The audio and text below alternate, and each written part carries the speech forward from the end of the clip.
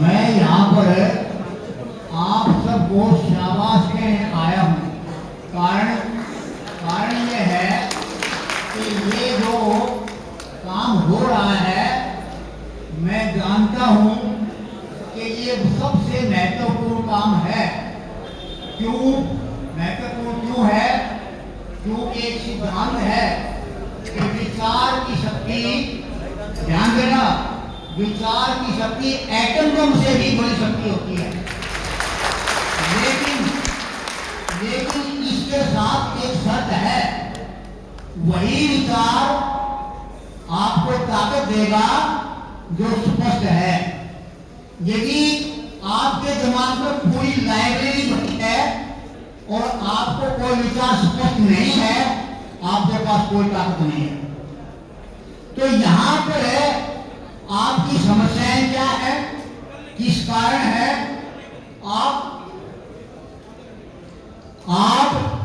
इन समस्याओं को कैसे हल कर सकते हो, क्यों कर सकते हो, ये चीजें समझाने का यहाँ प्रयास किया जाता है। और यही हमारे जीवन को सुखी बनाने का एक समाधान है। और इसमें बड़ा समय लगता है, इसमें बड़ी मेहनत लगती है। और जो लोग इस चीज को समझते हैं तो वो शाबाशी के पात्र है और धन्यवाद के पात्र है। मैं ये धन्यवाद देने आया हूँ। जैसे अब इसी कड़ी में दो बातें मैंने कहा है कि बड़ी विचार ताकत देगा जो स्पष्ट है। इसी कड़ी में मैं दो बातें थोड़ी सी 5-7 मिनट में आपके सामने रखना चाहूंगा कि आज आपके देश में देशभक्ति और धर्म, इन दो बातों को लेकर माहौल गर्म है। ठीक, तो किसे कहते हैं देशभक्ति, क्या होती है, क्या होता है धर्म, तो ये हमें स्पष्ट होना जरूरी है। अब देशभक्ति, इसमें दो शब्द हैं, देश भक्ति।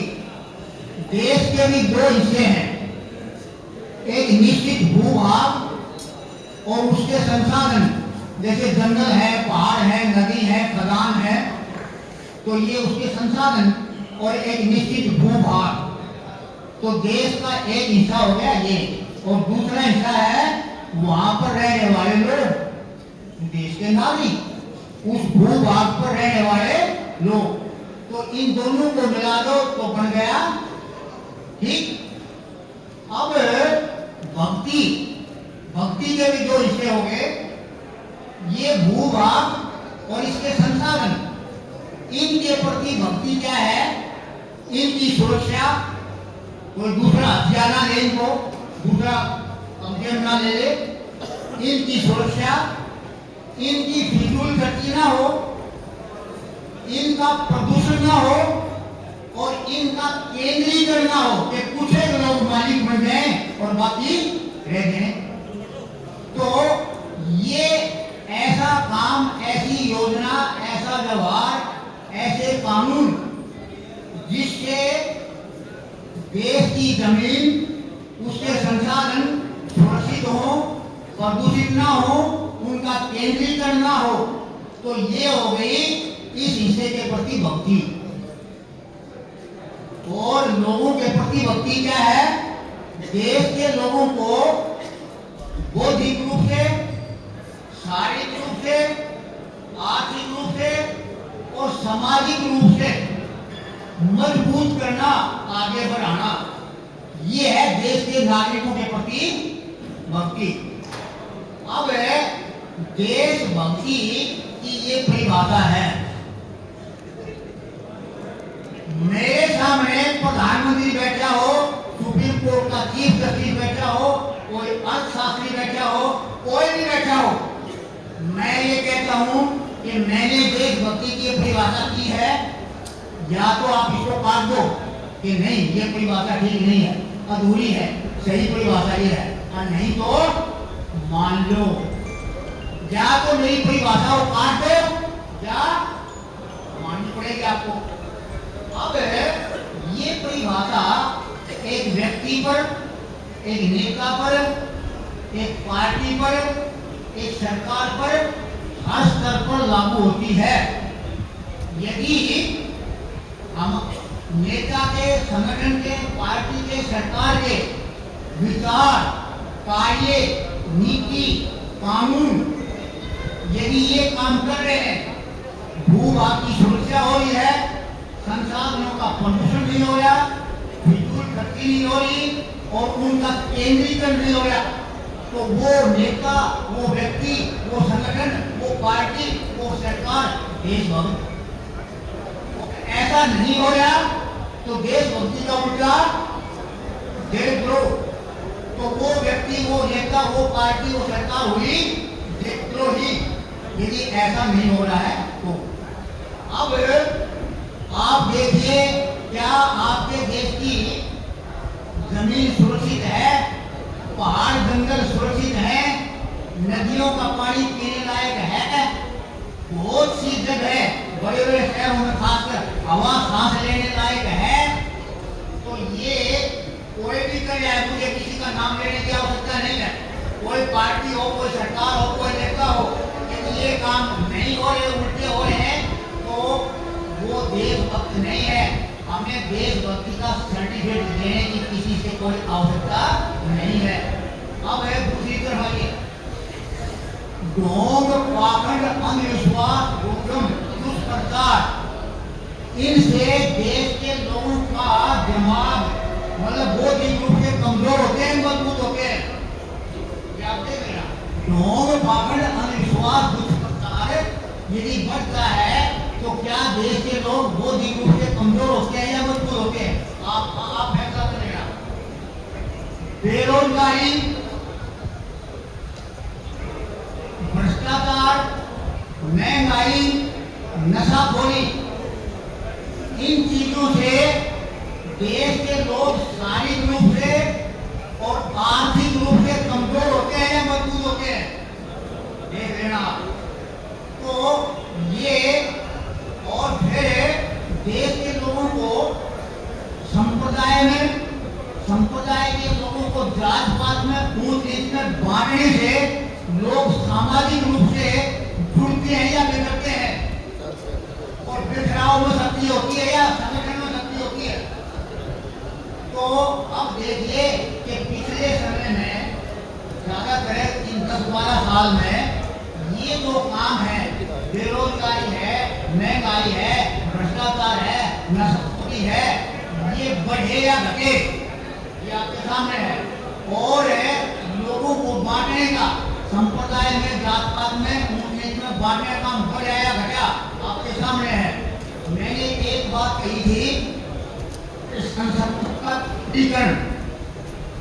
आपकी जानकारी के लिए बताऊं, अपना देश दुनिया में इस वक्त नंबर 1 पर है, इसमें असमानता में। आपके देश में 1% लोगों के पास 40% संसाधन है, 10% लोगों के पास 58% संसाधन है, और देश की आधी जनसंख्या 50% लोग 3% संसाधनों में गुजारा कर रहे हैं। तो इतनी असमानता है और ये बढ़ी है। तो भाई ये देशभक्ति हो रही है या देशद्रोह हो रहा है, ये परिभाषा आपके पास है? और दावे से कह सकता हूँ, जैसे मैं कह रहा हूँ कि या तो परिभाषा को पाट दो या मान लो, और ये परिभाषा लगाओगे तो कोई नेता, कोई पार्टी, कोई सरकार, आपको पता लग जाएगा कि देशभक्त है या देश किसी से सर्टिफिकेट लेने की आवश्यकता नहीं। अब धर्म, आप की जानकारी के लिए बताऊं, मैंने काफी अध्ययन किया है, विचार किया है। आप वेद पढ़ो, दर्शन पढ़ो, उपनिषद पढ़ो, कोई धर्म ग्रंथ पढ़ो, किसी धर्म गुरु के पास चले लो, किसी दार्शनिक के पास चले लो, किसी साहित्यकार के पास चले जाओ, आप कहीं चले जाओ, मैं तो घूमता, मैं तो हाँ गया, तुम करके देख लेना। क्या आप किसी धर्म ग्रंथ में या किसी धर्म गुरु में या किसी विद्वान से जाके, या तो आपको जानना ही कहाँ से हो गया, तो पढ़ हो गया, पढ़ोगे, उन्हें अपने से जानकारी होती है। आप कोई धर्म ग्रंथ पढ़े, आप किसी से पूछे क्या ये धर्म क्या है, ये किसी धर्म ग्रंथ में जानने की कोशिश करे, कोई धर्म ग्रंथ है और कोई धर्म गुरु है पूछने की कोशिश करे ये धर्म क्या है, तो दोस्तों आप वहीं चले खाना मैंने कहा किया है कि मेरी परिभाषा है देशभक्ति की, या तो काट दो या मान लो, फिर मैं ये पूर्व कह सकता हूँ कि आप कहीं चले जाओ। धर्म की 3 तरह की परिभाषाएं आपको पढ़ने और सुनने को मिलेंगी। धर्म की 3 परिभाषाएं मिलेंगी, इससे बाहर कोई परिभाषा नहीं मिलेगी। क्या नंबर 1, धर्म की कुछ परिभाषाएं ऐसी हैं जो आपको कोई नियम, सिद्धांत या मर्यादा पालन करने की बातें कह, कुछ परिभाषाएं ऐसी होंगी जो सिद्धांत, नियम या मर्यादा पालन की बातें कहती, कुछ परिभाषाएं ऐसी होंगी जो आपको कर्तव्य पालन की बात कहेंगी।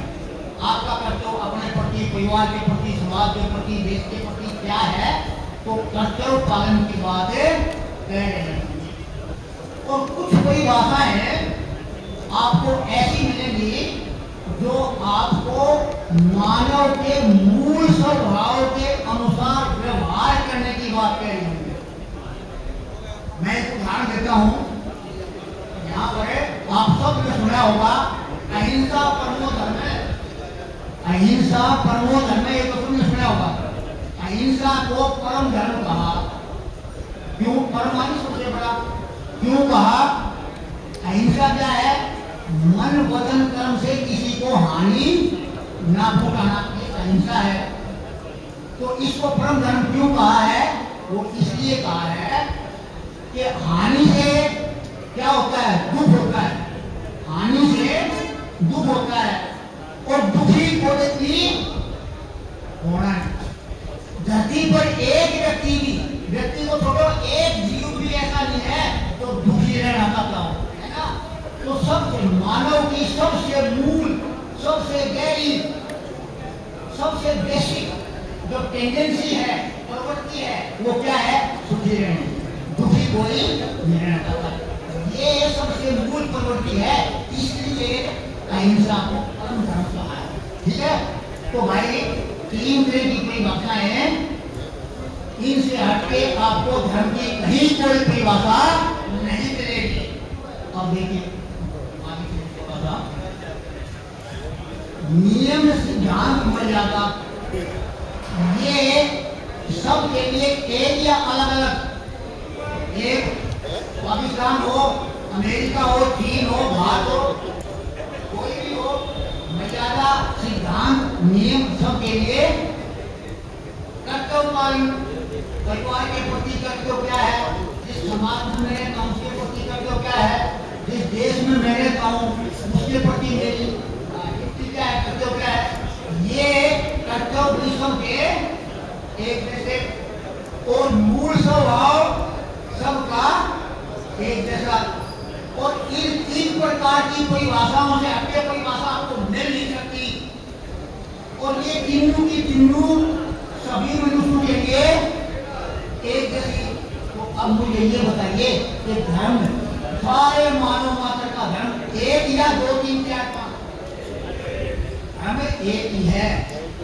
अब यहाँ तक पहुंच गया, अब सवाल आ गया, तो ये हिंदू धर्म, मुसलमान धर्म, सिख, ईसाई, यहूदी, बौद्ध, ये क्या है? यदि ये धर्म नहीं है तो ये क्या है? तो ये मित्रों मत पंथ है। अलग अलग जगह पर, अलग अलग समय में, अलग अलग महापुरुषों ने अपने लोगों के लिए जो अच्छी बात लगी, मत को, विचार को मत भी कहते हैं। मेरा मत ये है, तो मेरा विचार है।